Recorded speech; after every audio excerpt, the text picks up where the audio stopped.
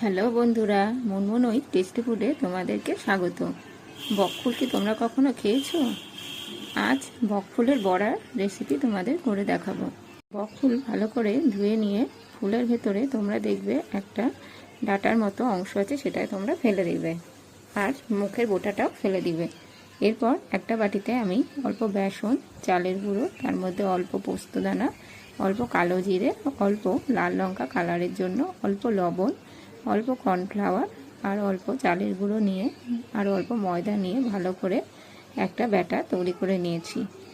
এরপর তেল গরম করে ফুলগুলো একটা একটা করে ব্যাটারের মধ্যে ডুবিয়ে গরম তেলে ভেজে তুলে নিয়েছি। এইভাবে বকফুলের বড়া সন্ধ্যেবেলা যদি চা বা স্ন্যাক্সের সাথে তোমরা খাও, খেতে সেই মজাদার লাগে আর খুব সুস্বাদুও লাগে, আর খেতে খুবই ভালো লাগে এই বকফুলের বড়া। ভিডিওটা তোমাদের